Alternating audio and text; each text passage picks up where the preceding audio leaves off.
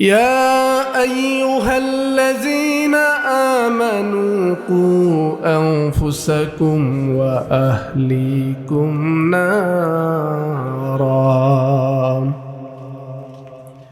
হে ঈমানদারেরা, তোমরা নিজেদেরকে জাহান্নামের আগুন থেকে বাঁচাও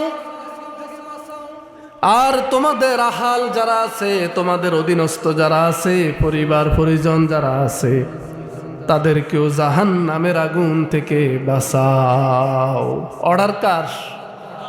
আল্লাহর আদেশ মানা নফল নাকি ফরজ? ফরজ। এরপর আল্লাহ বলছেন ওয়াকুদুহান নাসু ওয়াল হিজারা, ওই জাহান্নামের জ্বালানি হবে মানুষ এবং পাথর। আলাইহা মালাইকাতুন গিলাজুন শিদাদ, ওই জাহান্নামে এমন ফেরেশতা থাকবে যাদের অন্তরের মধ্যে কোনো দয়া মায়া নাই। কি নাই? কোনো দয়া নাই, কঠোর স্বভাবের অধিকারী, পাষাণ হৃদয়ের অধিকারী। লা ইয়াসুনাল্লাহা মা আমারাহুম, আল্লাহ তাদেরকে যে আদেশ করে তারা সেই আদেশ পালন করে, তারা আল্লাহর আদেশ অমান্য করে না। ফেরেশতারা আল্লাহর আদেশ অমান্য করে না। একজন করছিল, করার কারণে সে ইবলিস হয়ে গেছে। কি হয়ে গেছে? ইবলিস আল্লাহর আদেশ অমান্য করছে। কয়টা?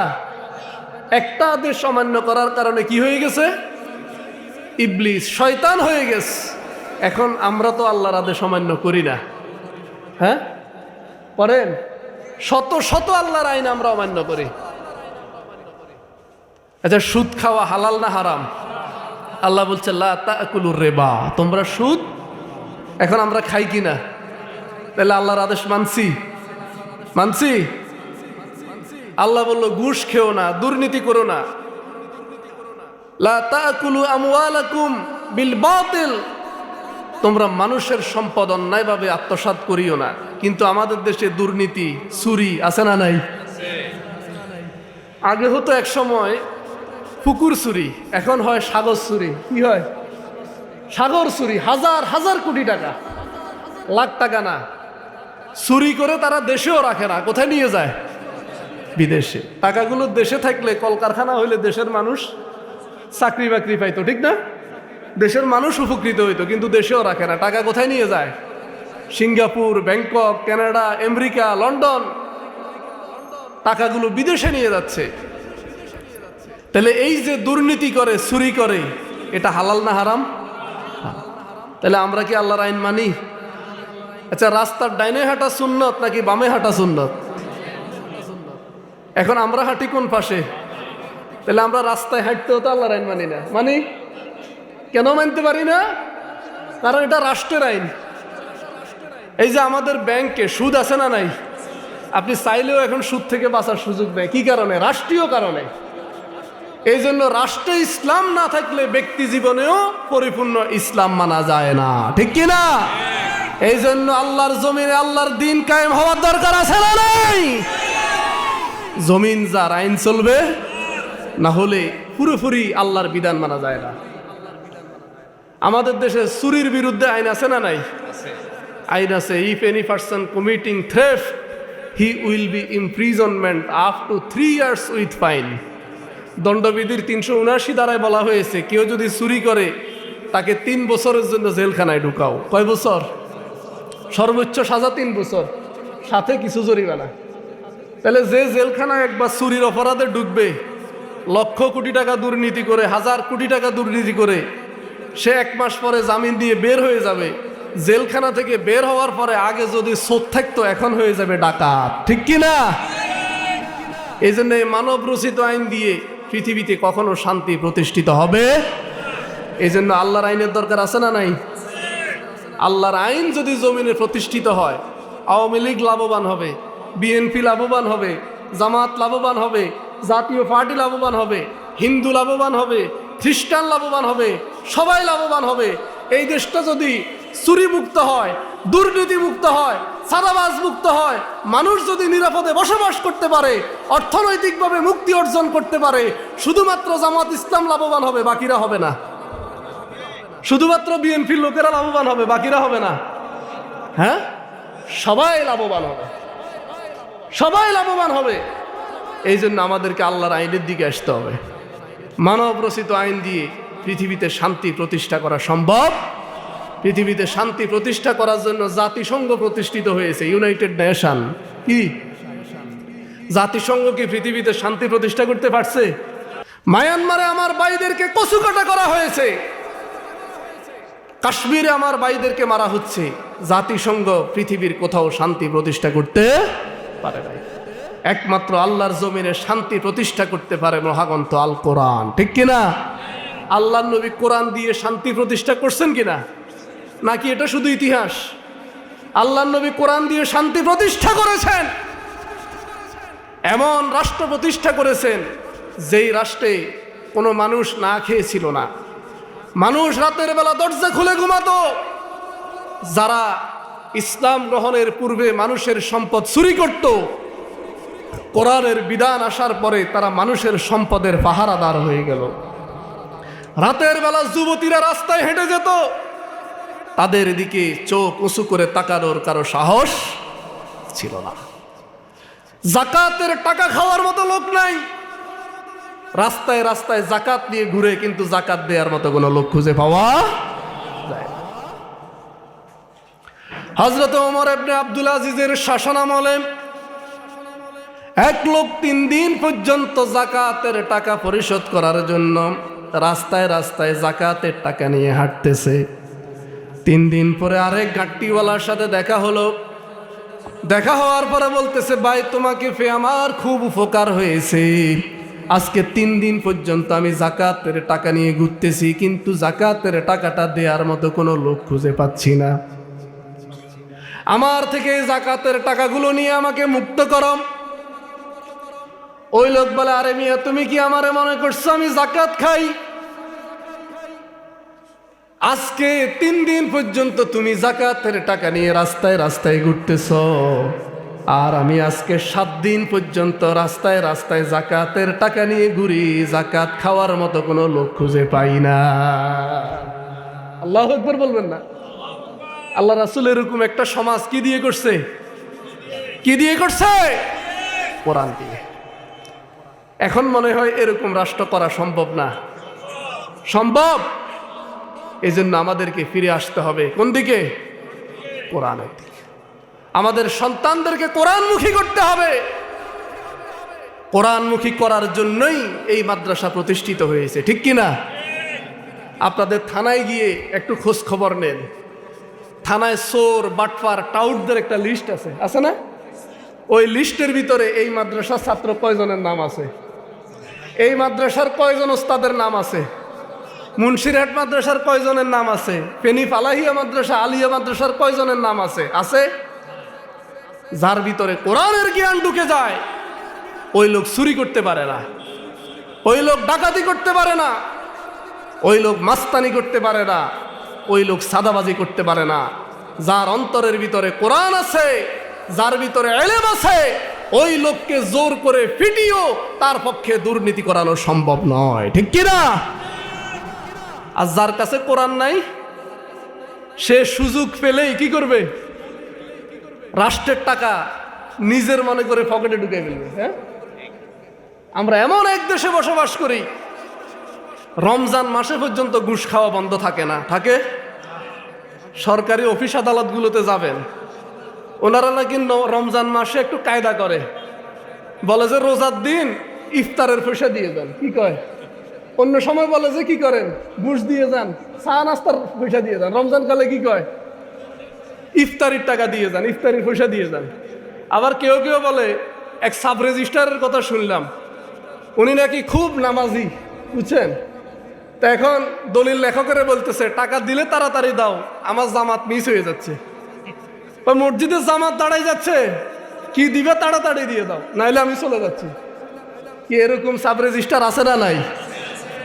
দেখবে তহসিলদার আপনার খাজনা এসছে 500 টাকা, আপনার থেকে কায়দা করে নিবে 5000 টাকা, আছে না নাই? যদি আল্লাহর কোরআনের জ্ঞান থাকতো, একজন রাষ্ট্রের কর্মচারী সে সরকার থেকে বেতন নিয়ে আর মানুষ থেকে নিতে পারতো না, ঠিক কিনা? কোর্ট কাছারিতে গিয়ে দেখেন, বলবে যে ফেসকার পিয়নে বলবে যে আমরা কয় টাকা বেতন পাই, আমাদেরকে কি দেন? চা নাস্তার পয়সা দেন, অফিস খরচ দেন, কি দেন? যে যারা ঠিকাদারি করে তাদেরকে জিজ্ঞেস করিয়েন, ভাই রাস্তার কাজ যে করেন কত পার্সেন্ট টাকার কাজ করেন, তারা আপনারা হিসাব দিবে, বলবে যে এখানে অফিস খরচ আছে। কি আছে? কি অফিসের চেয়ার টেবিলে ঘুষ খায়? তাহলে অফিস খরচ কি? হ্যাঁ, অফিস খরচ মানে কি? অফিসের লোক যারা আছে তারা খায়। আপনি টাকা না দিলে কাজ যত ভালো করবেন আপনার বিল ফাঁস হবে না, আর টাকা দিয়ে দিলে বিল ফাঁস হয়ে যাবে। ঠিকাদাররা বলে গো হুজুর কি কাজ করুন, 30-32% ফতে ফতে চলে যায়, তার কি কাজ করব? আমার বাসার সামনে একটা রাস্তার কাজ চলতেছে, তা আমি ওইদিন ঠিকাদারে দিলাম, আমাকে বাইকগুলো কি ইট দিলেন, 2 নাম্বার দিলেও তো চলতো, এটা তো কোনো নাম্বারের ভিতরে পড়ে না, এটা কি নাই, কোনো নাম্বারে নাই। তা ভাই আমি কি করুম, বাজেট হইলো এত, আমার ইটে দিছি এত টাকার, আমার এত টাকা এমনি এমনি খরচ।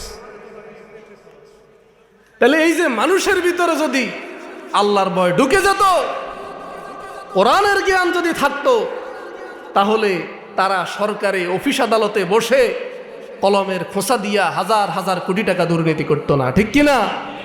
কারোর ভিতরে যদি কোরআনের জ্ঞান থাকতো, সে মেম্বার হলে চুরি করতো, চেয়ারম্যান হলে চুরি করতো, এমপি হলে চুরি করতো, মন্ত্রী হলে চুরি করতো, তার সামনে লক্ষ টাকা কোটি টাকা বেশি গেলেও সে সেই দিকে তাকাতো না। তাহলে এখন আমরা যদি আল্লাহর কোরআনের ল্যাবরেটরিতে নিজেদেরকে পরীক্ষা করি, তাহলে দেখব আমরা আল্লাহর অসংখ্য আইন অমান্য করি, ঠিক কিনা? সবার ভিতরে কম বেশি আছে আল্লাহর নাফরমানি, আছে না? এক একজনের এক এক জায়গায় রোগ, এক একজনের এক এক জায়গায় সমস্যা। তাহলে এই যে ইবলিস ফেরেশতাদের লিডার ছিল, আল্লাহর একটা আইন অমান্য করার কারণে সে ইবলিস হয়ে গেল, শয়তান হয়ে গেল। এখন আমরা যে আল্লাহর কোরআনের শত শত আইন অমান্য করি, আমাদের কি অবস্থা হবে? আমাদের জাহান্নাম ছাড়া কোনো উপায় আছে?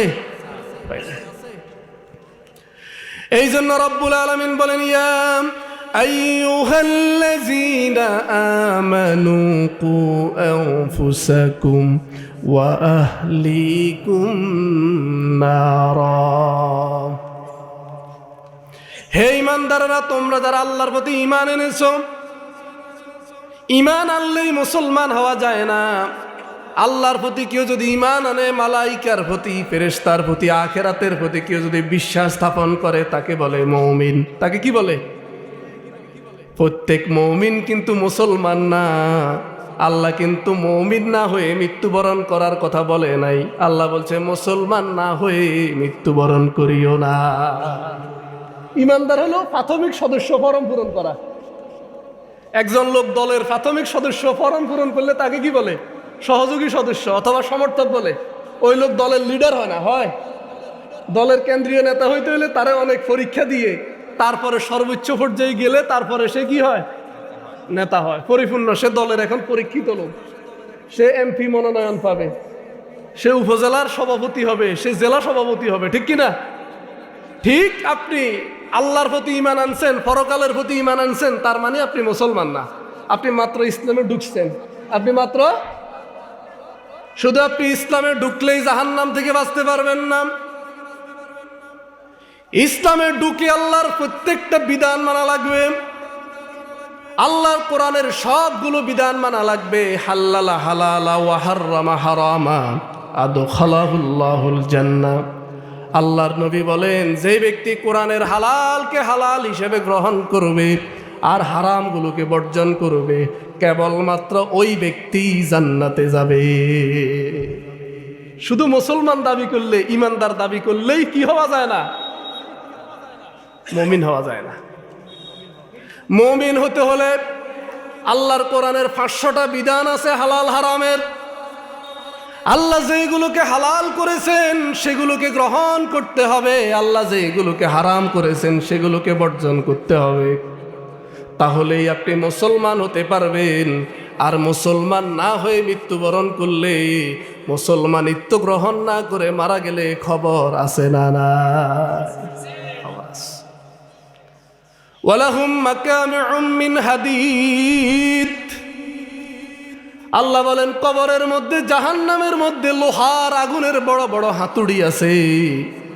ওই হাতুড়ি দিয়ে ফেরেশতা এমন ভাবে আঘাত করবে, আপনার কোন দিক দিয়ে পড়তেছে তারা একটুও দয়া মায়া করবে না।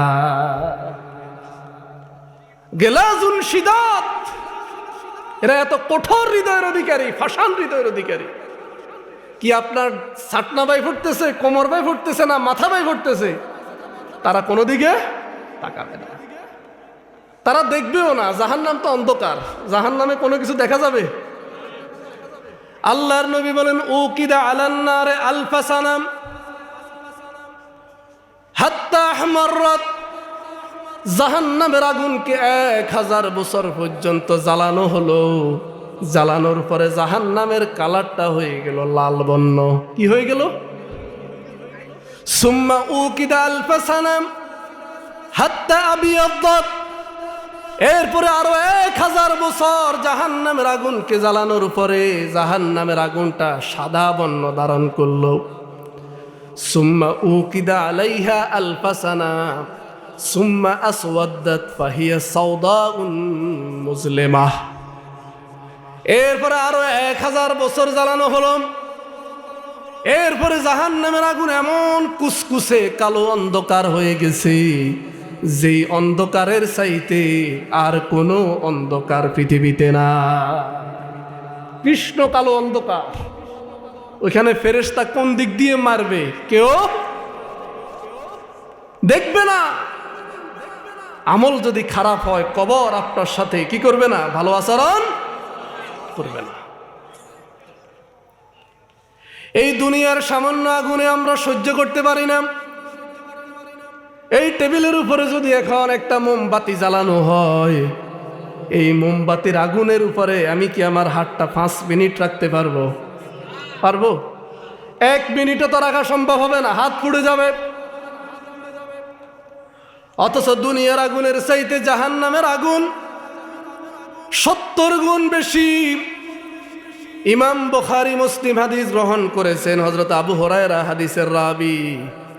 আল্লাহর নবী বলেন নারুকুম জুজউম মিন 70 মিন নারে জাহান্নাম, তোমরা দুনিয়ায় যে আগুন দেখতে পাও ওই আগুনটা জাহান্নামের আগুনের 70 ভাগের মাত্র 1 ভাগ। কয় ভাগ? এই 70 ভাগের 1 ভাগ আগুনের কারণে মোটা মোটা লোহার বারগুলো পর্যন্ত মোমের মতো গলে পানি হয়ে যায়। হয় কি না? দেখবেন বিভিন্ন জায়গায় যখন আগুন লাগে কত বিশাল বিশাল বিল্ডিং ছাই হয়ে যায়, ঠিক না? লোহাগুলো গলে গলে মোমের মতো টপ টপ করে পড়তে থাকে। বিশাল বিশাল প্রাসাদ ভেঙে যায়। যারা রড ফ্যাক্টরিতে গেছেন, রড বানাইতে দেখছেন, এই যে লোহাগুলো আমরা 2 সুতা 3 সুতা 5 সুতা রড আছে না, এগুলো তো এরকম থাকে না। এগুলো কিরকম থাকে?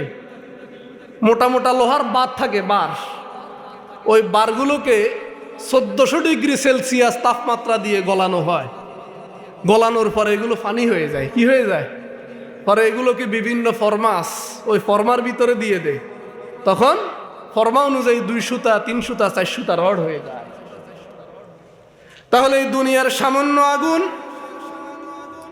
যেই আগুন লোহাকে পানি করে ফেলতে পারে, তাহলে একবার চিন্তা করেন জাহান্নামের আগুনটা কেমন হবে। সেই জাহান্নামের আগুনে 1 সেকেন্ড থাকতে পারবেন? হ্যাঁ, পারবেন? অনেকে বলে করে ইমান যেহেতু আনছি একদিন না একদিন তো জান্নাতে যাব, বলে কি না?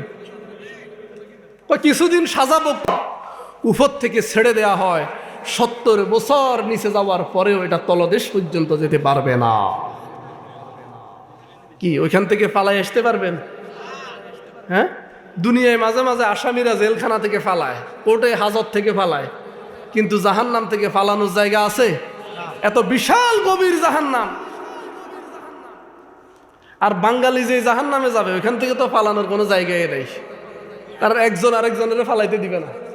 হ্যাঁ, একজন যদি ফালাই যেতে চায় আরেকজন পিছন থেকে পা টান দিবে, দিবে না? আর হিংসা বেশি তো। হ্যাঁ, হিংসা, একজনের ভালো আরেকজন কেউ একটু আগাইতে চাইলে তারা সবাই মিলে পা ধরে টান দেয়, ঠিক কি না? পালানোর কোনো জায়গা নাই, সেখানে বিশাল বিশাল খুঁটি আছে। আল্লাতী তাত্তালিউ আলাল আফইদা ফি আমাদিম মুমাদ্দাদা, বড় বড় কি আছে খুঁটি, ওই খুঁটির সাথে বেঁধে রাখা হবে, ওইখান থেকে পালানোর কোনো জায়গা নাই। এই জন্য আমাদেরকে জাহান্নামকে ভয় করতে হবে। এই জাহান্নামের ভয় যদি কারো অন্তরে থাকে, তার পক্ষে কোনো অপরাধ করা সম্ভব না। সে হাসতে হাসতে বলতে পারে না কয়েকদিন জাহান্নামে থেকে এরপরে তো জান্নাতে যাব। তাহলে অসুবিধা কি? দুনিয়ায় কিছু 2 নাম্বারি করি, চুরি চামারি করি, শাস্তি ভোগ করে পবিত্র হই, এক সময় তো জান্নাতে চলে যাব, এই চিন্তা আছে না নাই? কিন্তু আল্লাহর নবী বলেন, শুনো, জাহান্নামের আযাব এত ভয়ঙ্কর হবে, আল্লাহ রাব্বুল আলামিন কিয়ামতের দিন ফেরেশতাদেরকে বলবে, ও ফেরেশতারা, দুনিয়ায় যে লোকটা বেঈমান ছিল, যার সুখ শান্তির কোনো অভাব ছিল না, যার ক্ষমতা, টাকা পয়সা, অর্থবিত্ত, সম্মান, কোনো কিছুর অভাব ছিল না, দুনিয়ায় সে যা বলতো তা হতো। মনে করেন আমেরিকার প্রেসিডেন্ট, তারা যা চায় তাই তো হয়, ঠিক না? এরকম ক্ষমতাবান মানুষ, লোকটা বেঈমান ছিল। আল্লাহ বলবে, দুনিয়ার সবচাইতে সুখী মানুষটাকে আমার সামনে হাজির করো। ফেরেশতারা ওই লোকটাকে আল্লাহর সামনে হাজির করবে। হাজির করার পরে আল্লাহ বলবে, ও ফেরেশতারা, লোকটাকে জাহান্নামের ভিতরে শুধু ঢুকাবা, আবার সাথে সাথে বের করে নিয়ে আসবা। বেশি লাগবে না, 1 সুবানি দিবা, তাই সুবানি, শুধু জাহান্নামে ঢুকাইবা, আবার সাথে সাথে বের করে নিয়ে আসবা। জাহান্নাম থেকে বের করে নিয়ে আসার পরে আল্লাহ রাব্বুল আলামিন ওই লোকটাকে জিজ্ঞেস করবে, ও গোলাম, বলো তুমি দুনিয়ায় কি কি নেয়ামত ভোগ করেছো, দুনিয়ায় কিরকম আরামায় এসেছিলা, একটু বলো। ওই লোকটা তখন আল্লাহ রাব্বুল আলামিন কি বলবে, আল্লাহ, মা আসাবানি নাঈমুন কত্তু, আল্লাহ দুনিয়ার জীবনে সুখ শান্তি, ক্ষমতা, সুখ শান্তি, নেয়ামত কি জিনিস, এটা আমি কোনোদিন চোখেও দেখি না। কি কথা, সত্য না মিথ্যা? আসলে তো তার চাইতে সুখী মানুষ পৃথিবীতে একজনও ছিল না। কিন্তু জাহান্নামের ওই যে 2-4 সেকেন্ডের আযাবে সমস্ত দুনিয়ার নেয়ামতের কথা সে ভুলে গেছে। এখন তো আল্লাহ, এই যে জাহান্নামের যে শাস্তি, এটার তুলনায় আমি দুনিয়ায় কোনো নেয়ামতে ভোগ করি নাই। এবার আল্লাহ রাব্বুল আলামিন বলবেন, দুনিয়ার ওই লোকটাকে আমার সামনে হাজির করো, যে লোকটা ছিল মুমিন, ইমানের কারণে এমন কোনো কষ্ট নাই যাকে পৃথিবীতে সহ্য করতে হয় নাই, ওই লোকটাকে আমার সামনে হাজির করো। ফেরেশতারা ওই লোকটাকে আল্লাহর সামনে হাজির করবে। হাজির করার পরে আল্লাহ রাব্বুল আলামিন বলবে, আমার গোলামটাকে শুধুমাত্র জান্নাতের ভিতরে ঢুকাবে, আবার সাথে সাথে বের করে নিয়ে আসবে। ফেরেশতারা তাকে জান্নাতে ঢুকাবে, ঢুকানোর পরে আবার সাথে সাথে বের করে নিয়ে আসবে।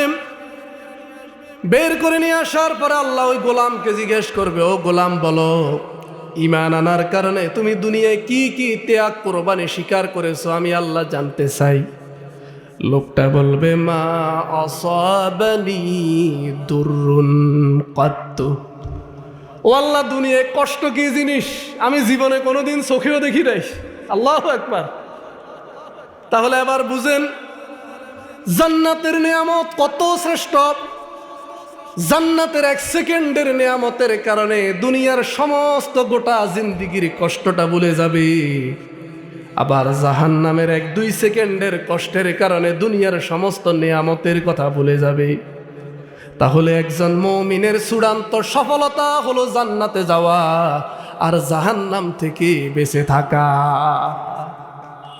فمن زحزح عن النار وأدخل الجنة فقد فاز। আল্লাহ বলেন, যেই ব্যক্তি জাহান্নাম থেকে বাঁচবে আর জান্নাতের মেহমান হতে পারবে, ওই লোকটাই সফল। কিন্তু এখন আমরা কাকে সফল বলি? আমরা বলি যে লোকটা ডাক্তার হয়েছে, খুব সফল মানুষ। লোকটা ভালো ইসলামী ব্যাংকে চাকরি করে, বড় অফিসার, খুব সফল মানুষ। লোকটা এমপি হয়েছে, মন্ত্রী হয়েছে, চেয়ারম্যান হয়েছে, লোকটা বড় সফল মানুষ, বলে কি না? কিন্তু আমরা একজন হাফেজে কোরআনকে সফল বলি না, একজন আলেমকে সফল বলি না। আমরা কই দেখছো লোকটা কত চালাক, এক ছেলেরে ডাক্তার বানাইছে, আর এক ছেলেরে ইঞ্জিনিয়ার বানাইছে, আর এক ছেলেরে ব্যারিস্টার বানাইছে। লোকটা খুব চালাক, হ্যাঁ, লোকটা বুদ্ধিমান। আরেকজন দেখো কলিমউদ্দিন কি করছে, ছেলেগুলোরে সব মাদ্রাসায় পড়াইছে, হাফেজ বানাইছে, এখন ঠিক মতো সংসারও চালাইতে পারে না। কত কষ্ট করে নুন আনতে ফান্তা ফুরায়। লোকটা আসলে বেকুব, বলে কি না? আসলে চালাক কে? আসলে চালাক কে? যে সন্তানকে আলেম বানাইছে, যে সন্তানকে ডাক্তার বানাইছে, ইঞ্জিনিয়ার বানাইছে, কিন্তু দিন শিখায় নাই, কোরআন শিখায় নাই, ওই লোকটা চালাক না। এটা দুনিয়ার চালাক, আল্লাহর দৃষ্টিতে চালাক না। আল্লাহর দৃষ্টিতে চালাক ওই ব্যক্তি, সফল ওই ব্যক্তি, ফামান যুহযিহা আনিন নার, সে জাহান্নাম থেকে বাঁচতে পারবে। এখন একটা নেক সন্তান যদি আপনি দুনিয়ায় রেখে যেতে পারেন, আপনার মৃত্যুর পরেও আমল নামায় সদগায়ে জারিয়ার সওয়াব দিবেন কে? মানুষ মরে গেলে কাদে এনকাতা আমালু, আমলের দরজা কি হয়ে যায়? তবে 3টা আমল চালু থাকে। কয়টা? সদকাতান জারিয়া। এই যে এই মাদ্রাসাটা প্রতিষ্ঠা করছেন কে করছে? আলহাজ দরবেশ আজিজুল হক সাহেব। উনি হলো চালাক মানুষ। আছে? উনি জীবিত আছে? আচ্ছা, অসুস্থ। আল্লাহ দোয়া করি ওনাকে সেহাতে কুল্লিয়া শেফায়ে আজলা দান করো, সকলে বলে আমিন। এই যে চালাক হইলো আমার ভাই, মাদ্রাসার সভাপতি, মাদ্রাসার পিছনে অর্থ ব্যয় করতেছে, এটাই কাজে লাগবে। এই প্রতিষ্ঠান তো কিয়ামত পর্যন্ত থাকবে ইনশাআল্লাহ, থাকবে তো? এই প্রতিষ্ঠান যতদিন থাকবে, যারা প্রতিষ্ঠানের পিছনে দান করতেছে, সদগায়ে জারিয়া হিসাবে খরচ করতেছে, মৃত্যুর পরেও তাদের আমল নামায় সওয়াব যাবে। তারা হলো চালাক মানুষ। আবার যার কাছে টাকা পয়সা নাই কিন্তু একটা ছেলে আছে, সে কি করতে পারে? সে ছেলেটাকে যদি আলেম বানাইতে পারে, ওই ছেলেটা আমল করবে, সে যত ছাত্র রেখে যাবে প্রত্যেকে আমল করবে, আর তার বাবার আমল নামায় সওয়াব যেতে থাকবে। সুবহানাল্লাহ। যদি নেক সন্তান পৃথিবীতে রেখে যাওয়া যায়, এটার চাইতে সৌভাগ্য আর হতে পারে না। এখন আমরা নেক সন্তান রাখি যাই না, কয় ছেলের লাই 5 তলা একটা বাড়ি বানাই দাও, কি আমি মারা গেলে যাতে বাসা ভাড়া উড়ে উড়ে খাইতে পারে। আমার ছেলেটা তো বেশি কর্মঠ না, অকর্মিয়া, হেলাই কিছু একটা করে দিয়ে গেলে আমার আর কোনো চিন্তা নাই, বলে কি না? হুজুর একটু দোয়া করি, খালি হোলাগাল্লা একটু টেনশন, হোলাগারে যদি একটু লাইন করে দিতে পারে আর কোনো চিন্তা নাই। এরকম লোক আছে না নাই? কি লাইন মানে কি? টাকা পয়সার লাইন করে দেয়া? তাকে যদি দিন শিখাই দিয়ে যেতে পারেন, আপনার কোনো চিন্তা নাই। তাকে যদি আলেম বানাই দিয়ে যেতে পারেন, আলেম মানে সবাই যে দাওরা ফাঁস করতে হবে, কামেল ফাঁস করতে হবে, বিষয়টা এরকম না। যদি লোকটা হালাল হারাম বুঝে, ইসলাম এবং জাহিলিয়াত বুঝে, লোকটা যদি কোরআনের জ্ঞান থাকে, ইসলামের জ্ঞান থাকে, ফাউন্ডেশনটা যদি তার দ্বীনের উপর থাকে, ওই লোকটা যদি নেককার হয়, ওয়ালাদান সালেহা, আপনার সন্তানটা যদি নেককার হয়, তাহলে আপনি হলেন সফল ফিতা, ঠিক কি না? নাহলে ছেলেরে যত ইংলিশ শিখাইবেন, ইংলিশ মিডিয়াম স্কুলে পড়াইবেন, যত ডাক্তার ইঞ্জিনিয়ার বানাইবেন, কোনো লাভ নাই। অনেক ডাক্তার ইঞ্জিনিয়ারের পিতাও বৃদ্ধাশ্রমে থাকে, আমি নিজের চোখে দেখছি। আমি একবার এক হসপিটালে গেছি, সাইকিয়াট্রিক হসপিটাল। ওখানে দেখলাম এক লোককে এক মহিলা রেখে গেছে। জিজ্ঞেস করলাম, মুরব্বী আপনার কেউ নেই? কি বলেন কেউ নেই? আমার ছেলে মেয়ে সবাই আমেরিকা থাকে, এখন বাড়িতে আমার দেখাশোনা করার মতো কেউ নেই, টাকা পয়সার অভাব নেই, কিন্তু সেবা করার লোক নেই। এই জন্য আমার এখানে রেখে গেছে, ওরা সেবা করবে, আমার ছেলে মেয়েরা মাসে মাসে টাকা দিবে। বলেন এমন সন্তান বানাইলেন, শেষ বয়সে ছেলের বোর রান্নাটা খেতে পারেন না, ছেলের একটু সেবা শুশ্রূষা পান না, এটার চাইতে আফসোস আর কিছু আছে? কয়েকদিন আগে দেখলাম ফটিকছড়িতে এক লোক মারা গেছে, সন্তানেরা লাশ আটকে রাখছে, দাফন করতে দিচ্ছে না। আগে জায়গা সম্পদের কি করেন? বন্টন করেন, তারপরে তার দাফন করা হবে। এর চাইতে ব্যর্থতা আর কি আছে? সুন্দরভাবে পৃথিবী থেকে বিদায় নিতে পারতেছে না। ছেলেরা বাবার জন্য শোকাহত থাকার কথা, আর সন্তানেরা বাবার লাশ ধরে আছে, আগে সম্পদের হিসাব করো, তারপরে দাফন করো। এরকম সন্তান বানাই কোনো লাভ আছে? এই যে এক পুলিশ অফিসারের মেয়ে ছিল ঐশী, কি নাম, ঐশী, নিজে কি করছে, মা বাপেরে জবাই করে দিচ্ছে। এরকম সন্তান, এরকম কুসন্তান থাকার চাইতে না থাকাই তো ভালো, ঠিক না? অনেকে মনে করে আহারে আফসুস, আমার ছেলে সন্তান নাই, ছেলে মেয়ে নাই, এই জন্য আফসুস আছে না? হ্যাঁ, হয়তো আল্লাহ দেয় নাই, এটার ভিতরে আল্লাহর কি আছে, হিকমত আছে, এটার ভিতরে কল্যাণ আছে। আল্লাহ সন্তান দিল, সন্তানটা যদি ঐশী মার্কা হয়, সন্তান যদি ডিপজল মার্কা হয়, কি সন্তান যদি পরিমণির হয়, এরকম সন্তানের দরকার আছে? এমন সন্তান হইতে হবে যেই সন্তানটা হবে নেক সন্তান। কি সন্তান? ওয়ালাদান সালেহা। ওই লোকটা বুদ্ধিমান যে তার সন্তানটাকে দ্বীন শিখায়, ইসলাম শিখায়, কোরআন শিখায়, ভালো সন্তান বানায়, আদর্শ সন্তান বানায়। অজাত সন্তান রেখে গিয়ে কোনো লাভ নাই। তাহলে আমাদের সফলতা ব্যর্থতা ওই দুনিয়ার সফলতার মানদণ্ডে বিচার করলে হবে। পরকালে যেই ব্যক্তি সফল সে হলো চূড়ান্ত সফল, আর পরকালে যেই ব্যক্তি ব্যর্থ তার চাইতে ব্যর্থ মানুষ পৃথিবীতে হতে।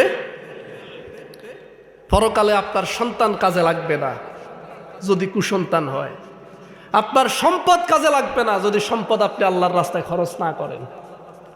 পরকালে আপনার সম্পদ কাজে লাগবে যেটা আপনি জীবিত থাকতে মাদ্রাসা মসজিদে ভালো কাজে দান করে গেছেন, ওইটা কাজে লাগবে। আপনার সন্তান কাজে লাগবে যদি সন্তানটা নেক সন্তান হয়, আলেম হয়, হাফেজে কোরআন হয়। আর যদি এমনি 100 সন্তানও রেখে যান, 1000 কোটি টাকাও রেখে যান, মরার পরে পুরা গ্রামের মানুষকে জাহাফত দিয়ে খাওয়ান, কোনো লাভ। يوم لا ينفع مال ولا بنون। আল্লাহ বলেন কিয়ামতের দিন তোমার ধন সম্পদ, তোমার সন্তান সন্ততি কোনো কাজে আসবে না। আল্লাহ রাব্বুল আলামিন বলেন ইয়া আইয়ুহাল্লাযীনা আমানু ইন্না মিন আজওয়াজিকুম ওয়া আওলাদিকুম আদুওয়াল লাকুম ফাহযারুহুম। সূরা তাগাবুনের 14 নম্বর আয়াত। আল্লাহ ঈমানদারদেরকে সাবধান করে দিচ্ছে, সতর্ক করে দিচ্ছে, ও ঈমানদারেরা, ইন্না মিন আজওয়াজিকুম ওয়া আওলাদিকুম, তোমাদের কারো কারো স্ত্রী, কারো কারো সন্তান কিয়ামতের দিন তোমার জন্য জাহান্নামে যাওয়ার কারণ হবে। আদুওয়াল লাকুম, তোমার দুশমন হয়ে যাবে। কি হবে?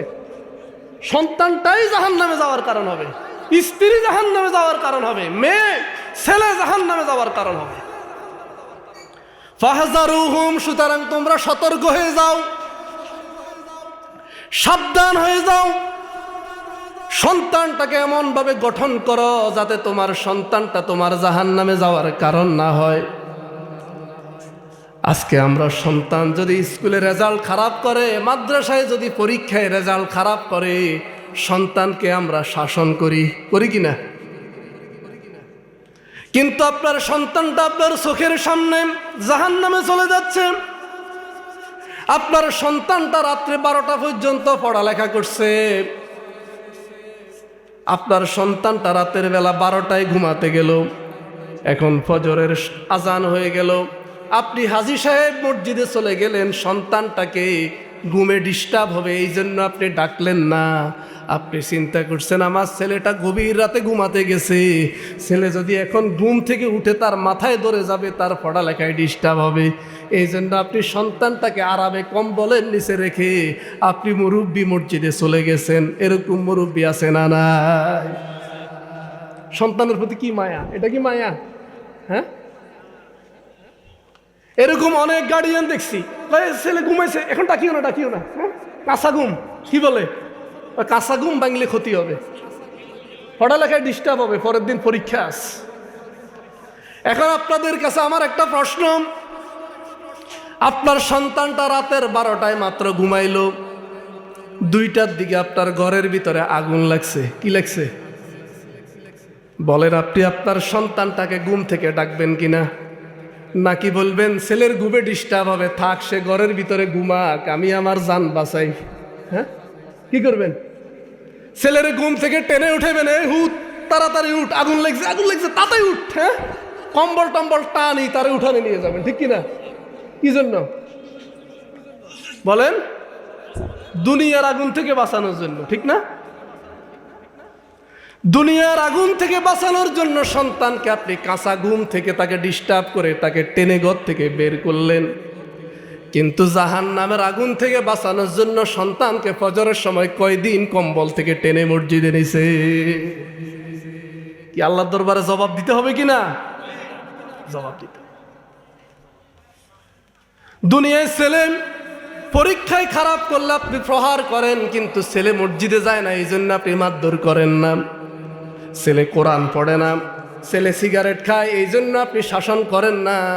কেউ যদি বিচার দেয়, আপনার ছেলেরে তো দেখছি অমুক দিন চা দোকানে বসে বসে সিগারেট খায়, তোর সমস্যা কি? আমার ছেলে আমার টাকা দিয়ে সিগারেট খায়। কি এরকম বাপ আছে না নাই? ওই আপনার সন্তানটা কাল কিয়ামতের দিন আপনার দুশ্মন হয়ে যাবে। কি হবে?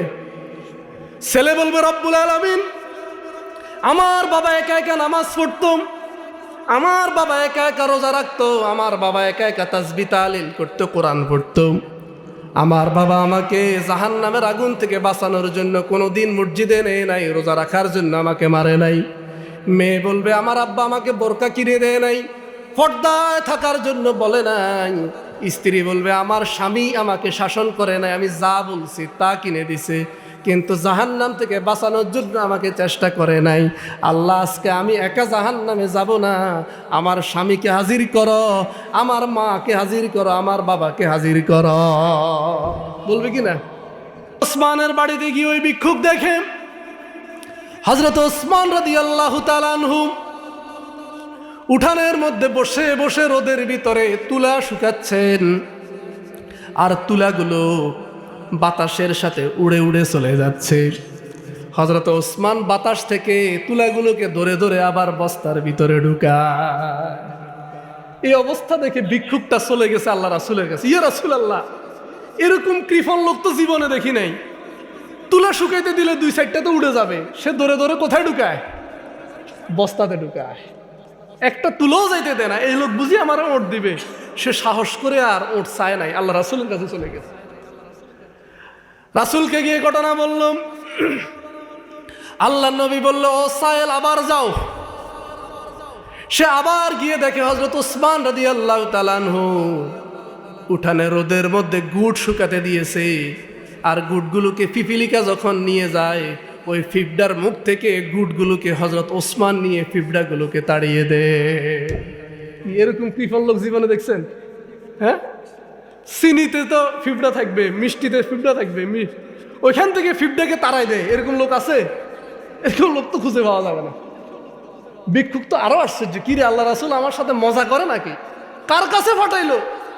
এই কৃপণ লোকে বুঝি আমার ওট দিবে, তার বিশ্বাস হয় না, আবার চলে গেছে আল্লাহ রাসূলের কাছে। ইয়া রাসূলুল্লাহ, ইয়া হাবিবাল্লাহ, কার কাছে পাঠাইলেন? এই কারবার দেখলাম। আল্লাহ নবী বলেন আবার যাও। আবার যাওয়ার পরে দেখে হযরত ওসমান আজকে ঘরের মধ্যে রেস্ট করতেছে, বিশ্রাম নিতেছে। সাহেল গিয়ে হযরত ওসমানকে সালাম দিলেন আর বললেন আল্লাহ নবী আমাকে পাঠিয়েছে আর বলেছে আমাকে একটা ওট দেওয়ার জন্য। হযরত ওসমান রাদিয়াল্লাহু তাআলা আনহু বললেন ও সাহেল একটু অপেক্ষা করো, আমার উটগুলো মরুভূমিতে গিয়েছে, চারণভূমিতে গিয়েছে, একটু পরে উটগুলো ফিরে আসবে, যেই উটটা তোমার পছন্দ হয় সেই উটটা তোমাকে দেয়া হবে, একটু অপেক্ষা করো। হযরত ওসমান রাদিয়াল্লাহু তাআলা আনহু ওটের পাল মরুভূমি থেকে আসার পরে হযরত ওসমান রাদিয়াল্লাহু তাআলা আনহু সাহেলকে বলল, সাহেল কোন উটটা তোমার পছন্দ হয়, যেটা তোমার পছন্দ হয় ওই উটটা তুমি নিয়ে যাও। সাহেল মোটা তাজা একটা উট পছন্দ করছে, পছন্দ করে ওটা নিয়ে হাঁটা শুরু করছে।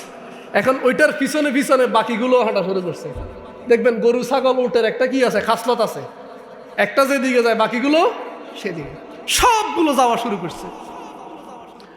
হযরত ওসমান রাদিয়াল্লাহু তাআলা আনহু বলেন, ও সাহেল, যেহেতু সবগুলো উট তোমার সাথে যাওয়া শুরু করছে, যাও সবগুলো উট তোমাকে আল্লাহর খুশির জন্য দিয়ে দিলাম। সুবহানাল্লাহ, সব দিয়ে দিস। এবার ভিক্ষুক সাহেল আশ্চর্য, কিরে হযরত ওসমান কি আমার সাথে মজা করে নাকি? এতগুলো উট একজন আরেকজনকে কিভাবে দিতে পারে? এটা তো সহজ কথা না। আমি চাইলাম একটা, আর দিয়ে দিচ্ছে সবগুলা, যাও সব নিয়ে যাও। বলছে, আপনি কি আমার সাথে রসিকতা করতেছেন নাকি সত্যি সত্যি দিয়ে দিচ্ছেন? হ্যাঁ, অবশ্যই তোমাকে দিয়ে, নিয়ে যাও, এগুলোর মালিক এখন থেকে তুমি। আমি তো আরো 2 বার আপনার কাছে আসছিলাম, কিন্তু আগে একবার এসে দেখলাম আপনি তুলা বস্তার ভিতরে ঢুকাইতেছেন, আরেকবার দেখলাম আপনি পিপিলিকার মুখ থেকে চিনির দানা নিয়ে দিচ্ছেন। এই জন্য তো আমার বিশ্বাস হইতেছে না, আগের কারবারের সাথে বর্তমান কারবার মিলতেছে না। এটা কেমন কথা? এটা তো আমার বিশ্বাস হয় না। হযরত ওসমান বললেন, ও ভিক্ষুক ও সাইল, শোনো, তুমি যে আমাকে দেখেছো তুলাগুলো বস্তার মধ্যে ঢুকাইতে আর সিঁড়িগুলো পিপিলিকার মুখ থেকে নিতে, এগুলো আমার ছিল না, এগুলো মানুষের আমানত ছিল। সুবহানাল্লাহ। আল্লাহ বলছে, যার আমানত তাকে যেইভাবে তুমি নিছো সেইভাবে বুঝাই দাও। এখন তুলা যদি কমে যায়, সিঁড়ি যদি কমে যায়, কিয়ামতের দিন আল্লাহর দরবারে আমাকে জবাব দিতে। আমানতদারিতা কাকে বলে? এরকম আমানতদার চেয়ারম্যান, মেম্বার, এমপি, মন্ত্রী যদি আমরা পাইতাম, বাংলাদেশটা সত্যি সত্যি সোনার বাংলায় পরিণত হয়ে যেত, ঠিক কিনা? কি আমানতদারিতা, আল্লাহু আকবার। আবার কি দানশীলতা, কি উদারতা, সব দিয়ে দিস। তখন ভিক্ষুক সবগুলো নিয়ে গেছে। এই জন্য হযরত ওসমানের কমে গেছে, তো কমছে? কমে নাই। দান করলে কমে না। এই জন্য সাইলকে কেউ কিছু চাইলে মাফ করেন, এটা বলবেন না। এখন আমরা কি করি? মাত্র দোকান খুলছি, এখনই এসছে ভিক্ষুক, চেহারা বেজার করে ফেলে, মাফ করেন মাফ করেন বলে কি না? এটা করা, এটা করলে বরকত নষ্ট হয়ে যাবে। যা পারেন দিবেন, একান্ত না পারলে তারা বলে, ভাই একটু পরে আসো, আবার দিচ্ছি। আল্লাহ রাসূল কাউকে খালি হাতে ফিরিয়ে দিতেন না, চাইলে বেশি হোক কম হোক দিতেন, অথবা ব্যবস্থা করে দিতেন। আর এখন আমরা কি করি? ব্যবস্থা তো করে দিল, শুধু জ্ঞান দিই। আরে মিয়া, যুবক মানুষ কাজ করতে পারে না, কি বলে কি না? কাজ একটা তাকে ধরাই দেন, সেটা না বলে কাজ করতে পারে না, শুধু খুঁজো, শুধু ভিক্ষা করো। আল্লাহ রাসূলের শিক্ষা সেটা ছিল না। তাহলে জাহান নামে যাওয়ার 2 নাম্বার কারণ, সাকার নামক জাহান নামে যাবে যারা মিসকিনকে দান করবে না। তাহলে এটা সহজ বিষয় না, এতিম মিসকিনকে দিতে হবে। ও আম্মা সাইলা ফালা তানহার, খবরদার ভিক্ষুককে ধমক দিও না। এখন আমাদের দেশে ধমক দেয় কিনা? দে। 3 নাম্বার,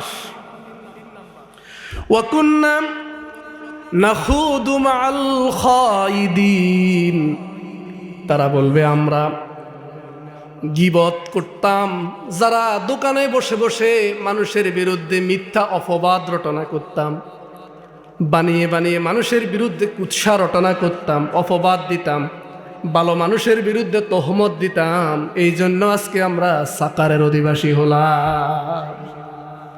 এরকম আছে না নাই? চা দোকানে বসে বসে মানুষের বিরুদ্ধে গীবত করে, কুৎসা রটনা করে, আবার বাকিরা তাল মারে, আছে না?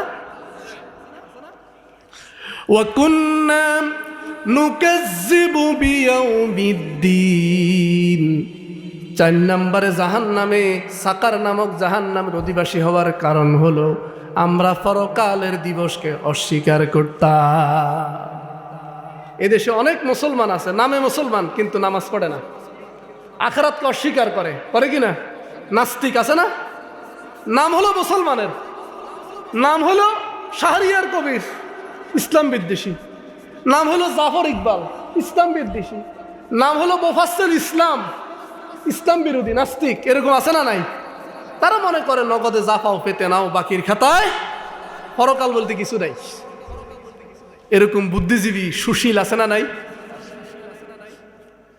সুশীলতা অসুবিধা নাই, সিভিল সোসাইটির লোক ভালো, মানে সভ্য সমাজের লোক। কিন্তু সুশীলতা মানে যদি ইসলাম বিরোধিতা হয়, কাল কিয়ামতের দিন পরকালে সাকার নামক জাহান্নামের অধিবাসী হওয়া লাগবে, ঠিক কিনা? জাহান্নামের 3 নাম্বার গেট হলো জাহিম। কি বলেন? বলেন জাহিম, সবাই বলেন জাহিম। এই জাহিমে কারা যাবে? আল্লাহ রাব্বুল আলামিন বলেন, فأما من طغى وآثر الحياة الدنيا فإن الجحيم هي المأوى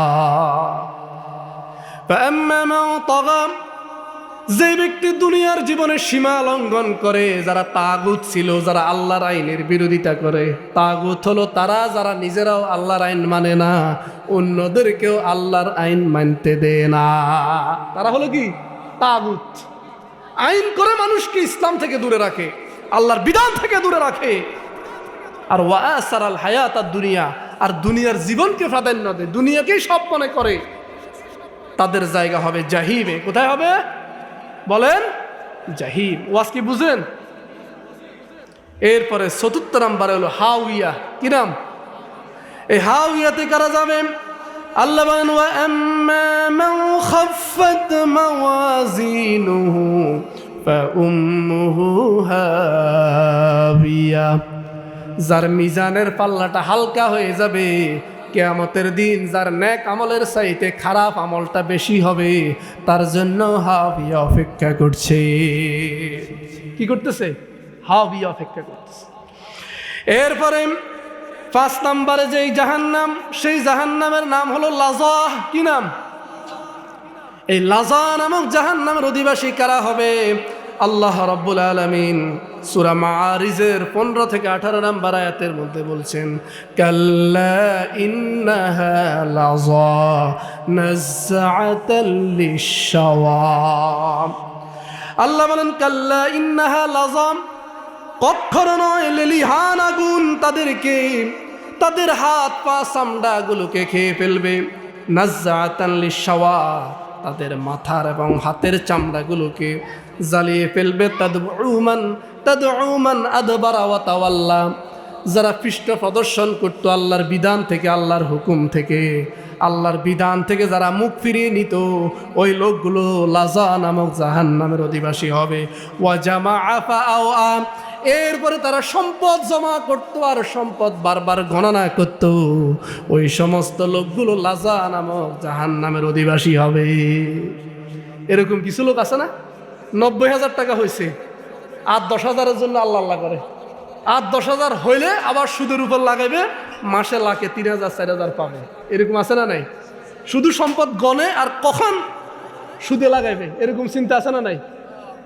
সম্পদ গণা না জায়েজ না। এখানে আল্লাহ কি বুঝাইছে?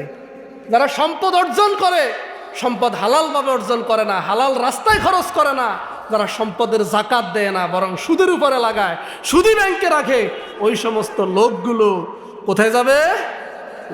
বারবার শুধু সম্পদ গনে, আর এত হইলে বাড়ি আরেকটা করা যাবে, আরেকটা করা যাবে, এই করা যাবে, সেই করা যাবে, আছে না প্ল্যান?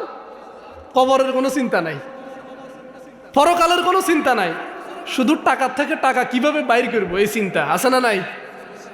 সম্পদের জাকাত দেয় না। আল্লাযীনা ইয়াকনিজুনা আয-যাহাবা ওয়াল ফিদ্দা ওয়া লা ইউনফিকুনাহা ফি সাবিলিল্লাহ ফাবাশশিরহুম বিআযাবিন আলীম। আল্লাহ বলে, যারা স্বর্ণ রূপা জমা করে আর এগুলো জাকাত দেয় না, আল্লাহর রাস্তায় খরচ করে না, তাদের জন্য কিয়ামতের দিন জাহান্নামের শুভ সংবাদ অপেক্ষা করতেছে, মানে কঠিন যন্ত্রণাদায়ক শাস্তি অপেক্ষা করতেছে। এরপরে 6 নাম্বার যে জাহান্নাম, সেই জাহান্নামের নাম হলো সাঈর। কি নাম? সাঈর। এই সাঈরের অধিবাসী কারা হবে?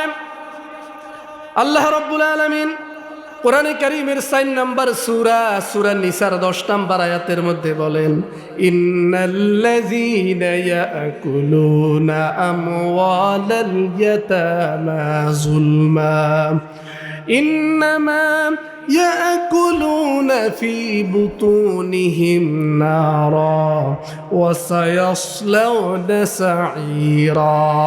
জোরে বলি আল্লাহু আকবার। আল্লাহ বলেন, ইন্নাল্লাযীনা ইয়াকুলুনা আমওয়ালাল ইয়াতামা যুলমা,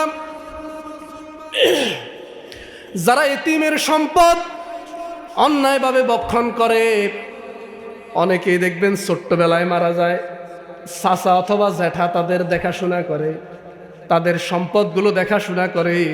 দেখবেন চাচা বিয়ে জরিপের সময় ওই এতিম বাচ্চাদের জায়গাগুলো নিজের নামে রেকর্ড করে। আছে না নাই? বাতিজার হক মারে, বাতিজির হক মারে, এতিমের সম্পদ আত্মসাৎ করে। আছে না নাই? এই যে রাষ্ট্রের এতিম মিসকিনের জন্য অনেক বরাদ্দ আছে, টিয়ার, কাবিখা, আছে না? কাজের বিনিময়ে খাদ্য, এগুলো গরিবের জন্য আসে। টিয়ারের টাকা, কাবিখার টাকা, এগুলো কিছু কিছু লোক আত্মসাৎ করে। আছে না নাই? আল্লাহ বলে যারা এতিমের মাল অন্যায়ভাবে ভক্ষণ করবে তারা সম্পদ খায় না, বরং ইন্নামা ইয়াকুলুনা ফি বুতুনিহিম নারা, তারা জমির দান খায় না, আগুন খায়। কি খায়? রাস্তার ইট বালি সিমেন্ট খায় না, তারা পেটের ভিতরে জাহান্নামের আগুন ঢুকাইতেছে। কি ঢুকাইতেছে? জাহান্নামের আগুন ঢুকাইতেছে। ফি বুতুনিহিম নারা ওয়া সায়াসলাউনা সাঈরা, আর তারা অচিরেই ওই সাঈর নামক জাহান্নামের অধিবাসী হবে। নাউজুবিল্লাহ বলেন। এই জন্য এতিমের সম্পদ খাওয়া যাবে? এতিমের সম্পদ রক্ষণাবেক্ষণ করবেন, এতিমের সম্পদ আত্মসাৎ করা যাবে। সর্বশেষ যে জাহান্নাম, সেই জাহান্নামের নাম হলো হুতামা। কি নাম? হুতামা। এই হুতামাতে কারা যাবে? আল্লাহ রাব্বুল আলামিন সূরা হুমাযার ভিতরে বলছেন, ওয়াইলুল লিকুল্লি হুমাযাতিল লুমাযা আল্লাযী জামাআ মালান ওয়া আদ্দাদা ইয়াহসাবু আন্না মালাহু আখলাদা কাল্লা লায়ুমবাযান্না ফিল হুতামা। হুতামা আছে না নাই? আল্লাহ রাব্বুল আলামিন বলেন ওই সমস্ত লোকদের জন্য ধ্বংস। ওয়াইলুল লিকুল্লি হুমাযাতিল লুমাযা, ধ্বংস ওই সমস্ত লোকের জন্য, ওই সমস্ত লোকের নাক ধুলায় মলিন হয়ে যাক যারা মানুষের সামনে এবং পিছনে নিন্দা করে, গীবত করে। মানুষের সামনে আবার পিছনে, এটা তো আমাদের ভিতরে কমন রোগ, সবার ভিতরে আছে, আলেম ওলামার ভিতরে আছে। মানুষের গীবত করা, নিন্দা করা, আছে না নাই? সবার ভিতরে আছে। কেউ কেউ বলে যে আমি সামনাসামনি কই। কি কই? আমি কি মিছা কই? যা কই সামনে কই। এই কাউকে অপমানিত করা সামনাসামনি, এটাও গুনাহ। এটাও কি? ওয়াইলুল লিকুল্লি হুমাযাতিল লুমাযা। হুমাযা মানে সামনাসামনি অপমানিত করা, লুমাযা মানে হলো পিছনে অপমান করা, পিছনে গীবত করা। তাহলে মানুষকে সামনাসামনি, পিছনে, কারো সামনে কারো পিছনে গীবত করা যাবে, নিন্দা করা যাবে না। আল্লাযী জামাআ মালান ওয়া আদ্দাদা, আল্লাহ বলেন হুতামার অধিবাসী হবে তারা যারা সম্পদ জমা করে আর বারবার গণনা করে। কি করে? সম্পদ জমা করে, বারবার গণনা করে, অর্থাৎ কৃপণ, সম্পদ খরচ করে না। আছে না? টাকা পয়সা আছে কিন্তু চলে বখিলের মতো। হ্যাঁ, দেখলে তারে বোঝা যায় না তার কাছে যে টাকা পয়সা আছে। মসজিদ মাদ্রাসার জন্য বললে মুট করে রাখে, হাতের সিমাই রাখে। আছে না নাই? অনেক টাকার মালিক দেখবেন মসজিদ মাদ্রাসায় মাসে 100 টাকা চান্দা দিলে দেয় না। আছে না এরকম কৃপণ? সে শুধু সম্পদ জমায়, ছেলে মেয়ের জন্য রেখে যাবে। সিগারেট খায়, ভালো একটা সিগারেটও খায় না, আবুল বিড়ি খায়। এরকম কৃপণ আছে না নাই? আল্লাযী জামা মালান ওয়া আদ্দাদা, খায় না, ভালো টাকা পয়সা আছে, খায়ও না, কারোর খাওয়ায়ও না, কৃপণ, শুধু সম্পদ জমানোর নেশা। এরকম কিছু লোক আছে না নাই? সে কি মনে করে? তার ধারণা কি? ইয়াহসাবু আন্না মালাহু আখলাদা, তার সম্পদ তাকে চিরস্থায়ী করে রাখবে, তার ধন সম্পদ তাকে স্মরণীয় করে রাখবে। আরে পৃথিবীতে কত বড় লোক মরে গেছে, ওই গরিব লোক মারা গেলে যেই কবর, বড় লোকের জন্য একই কবর। কাপড়ের ভিতরেও পার্থক্য নাই, কবরের ভিতরেও পার্থক্য নাই। কত বড় লোক আজকে মানুষ তাকে স্মরণও করে না, ঠিক না? কত শিল্পপতি মরে আজকে কবরের সাথে মিশে গেছে, কেউ তার কথা একবারও নাম নেয় না। আছে না নাই? সে মনে করে, কি মনে করে? ইয়াহসাবু আন্না মালাহু আখলাদা, তার সম্পদ তাকে অমর করে রাখবে, চিরস্মরণীয় করে রাখবে। আল্লাহ এরকম সম্পদ রেখে যেতে বলেন নাই। সম্পদ হালালভাবে ইনকাম করবেন, আবার হালালভাবে কি করতে হবে? খরচ করতে হবে। কিয়ামতের দিন 5টা প্রশ্ন হবে, তার মধ্যে একটা প্রশ্ন হবে মিন আইনা ইকতাসাবাহু ওয়া ফীমান ফাকাহ। সম্পদ কিভাবে ইনকাম করেছ আর কিভাবে খরচ করেছ, আজকে জবাব দাও। জবাব দেয়া ছাড়া এক কদম নড়তে দেয়া হবে, এক চুলো নড়তে পারবেন না, দাঁড়াই দেখতে হবে। মাথার উপরে সূর্য, নিচে তামা। সম্মানিত ভাইয়েরা, কিন্তু আমাদের এত লোভ, এত লালসা, দেখবেন একটা ছেলে মেয়েও নাই, এরপরেও তার আরো সম্পদ লাগবে, আছে না? কোনো ওয়ারিশও নাই, খাওয়ার লোক নেই, কিন্তু এরপরেও আরো লাগবে, আরো লাগবে। অনেক মন্ত্রী এমপির ইতিহাস দেখবেন, ছেলে মেয়ে কেউ নাই, এরপরেও শত শত কোটি টাকা দুর্নীতি করে, আরো চাই, আরো চাই। আল্লাহর নবী বলেন, বনি আদমকে যদি একটা স্বর্ণের পাহাড় দেয়া হয়, সে আরেকটার জন্য লালায়িত হবে, আরেকটার জন্য হাত বাড়াবে। একটা ফাইলে, সাইকেল ফাইলে কি কয়? আল্লাহ একটা মোটর সাইকেলের ব্যবস্থা করে দাও। মোটর সাইকেলের মালিক হইলে আল্লাহ একটা প্রাইভেট কারের ব্যবস্থা করে দাও। প্রাইভেট কারের মালিক হইলে আল্লাহ একটা জিপ গাড়ির ব্যবস্থা করে দাও। হ্যাঁ, দোয়া করে আল্লাহ বাড়িতে থাকার একটা ঘর করে দাও। বাড়িতে ঘর হইলে আল্লাহ এবার ছাগল লাইয়াতে একটা বাড়ির ব্যবস্থা করে দাও। ছাগল লাইয়া হইলে আল্লাহ ফেনী শহরে, ফেনী হইলে ঢাকা। হ্যাঁ, শুধু চাহিদা বাড়তে আস। আল্লাহ বলে এই চাহিদা মানুষের ততদিন পর্যন্ত থাকবে, আলহাকুমুত তাকাসুর হাত্তা জুরতুমুল মাকাবির, যতক্ষণ পর্যন্ত কবরে যাবে না ততক্ষণ পর্যন্ত আরো চাই, আরো চাই, আরো চাই, আরো লাগবে, আরো লাগবে। বাড়ি একটার মালিক হলে আরেকটা লাগবে, 2টা হলে 4টা লাগবে, 4টা হলে 8টা লাগবে, এরকম চিন্তা আছে না নাই? তবে হ্যাঁ, হালালভাবে ইনকাম করতে আল্লাহ নিষেধ করে নাই। হালালভাবে ইনকাম করবেন, আর ওই টাকাগুলো নিজের জন্য খরচ করবেন, পরিবারের জন্য খরচ করবেন, আত্মীয় স্বজনের জন্য খরচ করবেন, দ্বীনের জন্য খরচ করবেন, ইসলামের জন্য খরচ করা লাগবে, ঠিক কিনা? সম্পদ যা ইনকাম করবেন, 1 লক্ষ টাকা ইনকাম করলে 2.5% জাকাত দিয়ে দেয়া লাগবে। এটা হলো সম্পদকে পবিত্র করা। ওই জাকাত মানে হলো গরিবের প্রতি দয়া না, এটা তার অধিকার। এটা কি? এটা গরিবের অধিকার। আপনার সম্পদের মধ্যে 2.5%, এটা সম্পদের জাকাত, এটা গরিবের অধিকার, এটা দিয়ে দিতে হবে। ওই 2,500 দিয়ে দিলে বাকিগুলো হালাল, আর 2.5% না দিলে সবটা কি হয়ে যাবে? হারাম হয়ে যাবে, সব হারাম হয়ে যাবে।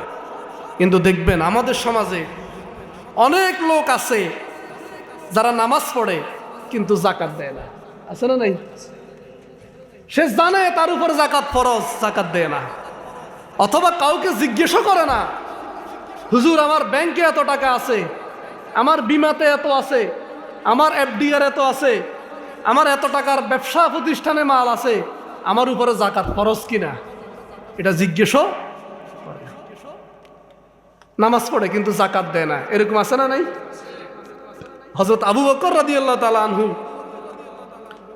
যখন ক্ষমতা গ্রহণ করলেন, খলিফা হলেন, রাসূলুল্লাহ সাল্লাল্লাহু আলাইহি সাল্লামের মৃত্যুর পরে কিছু লোক জাকাত দিতে অস্বীকার করলেন। তারা রাসূলের সময় জাকাত দিত, এখন রাসূল ইন্তেকাল করছে আর কি বলে? আমরা জাকাত দিব না। হযরত আবু বকর বলেন, যারা আল্লাহর নবীর আমলে জাকাত দিত এখন জাকাত দিতে অস্বীকার করবে, আমি আবু বকর তাদের বিরুদ্ধে যুদ্ধ করব। কি করব? হযরত ওমর কয়, খাইছে না, এই লোকটা এত সহজ সরল মানুষ, এই লোক বুঝি যুদ্ধ করবে? হযরত ওমর বলে, আবু বকর আপনি একটু কি করেন, সিদ্ধান্ত পরিবর্তন করেন, এত গরম দেখাইয়েন না। হযরত আবু বকর বলে, না, আমার কথা কথা, আল্লাহর বিধান জাকাত দেয়া ফরজ, যারা জাকাত দিবে না মুরতাদ হয়ে যাবে, আমি তাদের বিরুদ্ধে যুদ্ধ করে যাব। তুমি আমার সাথে থাকলেও যুদ্ধ করব, না থাকলেও করব, আমি একা যুদ্ধ করব। তখন হযরত ওমর বলে, আমিরুল মুমিনিন আবু বকর, আমিও আপনার সাথে আছি, আপনি সঠিক সিদ্ধান্ত নিয়েছেন। আজকে যদি এটাকে কঠিনভাবে দমন করা না হয়, ভবিষ্যতে মুসলমানেরা নামাজ পড়বে, হজ করবে, কিন্তু যাকাত দিবে না। দেখবেন এখন সমাজে অনেক লোক আছে প্রত্যেক বছর ওমরাও করে কিন্তু যাকাত দেয় না, আছে না? গিয়ে ওইখানে গিয়ে ফেসবুকে পোস্ট দেয়, ওমরা করতে আসছি, মিনিটে মিনিটে লাইভ করে, আছে না? আবার মানুষের বলে আল্লাহ দিলে এই পর্যন্ত 10 বার গেছে, খুশি লাগে, জাহের করে, আছে না নাই? কি হজ ওমরা এগুলো জাহের করার বিষয়? জাহের করার বিষয় না। এখন দেখবেন আমাদের সমাজে অনেক লোকের উপরে যাকাত ফরজ কিন্তু যাকাত দেয় না। যে যার উপরে কোরবানি ফরজ তার উপরে যাকাতও ফরজ, নেশাব তো একই। হ্যাঁ, এখন কোরবানি সমাজের কত মানুষে দেয়? এত মানুষ যাকাত দে ওই কোরবানি দিলে খাওয়া যায়, এই জন্য খরচ করি হইলেও কোরবানি দে, আর যাকাত দিলে পকেট থেকে টাকা চলে যাবে, এই জন্য যাকাত। শুধু মাসলার পার্থক্য হলো যাকাত ফরজ হওয়ার জন্য সম্পদগুলো 1 বছর কি হওয়া লাগে? অতিবাহিত হওয়া লাগে, কিন্তু কোরবানি ফরজ হওয়ার জন্য 1 বছর লাগে না। এখন আপনার হাতে টাকা আসছে, এখন এই কোরবানি ওয়াজিব। কোরবানি কিন্তু ফরজ না, এটা ওয়াজিব। এটা কি বলেন? ওয়াজিব। আর যাকাত, আল্লাহ যেখানেই নামাজের কথা বলছে ওইখানে কি বলছে? যাকাতের কথা। আকিমুস সালাহ ওয়া আতুজ যাকাহ। এখন অনেক লোক নামাজ পড়তে পড়তে কপালে দাগ ফালাই দেয় কিন্তু যাকাত দেয় না।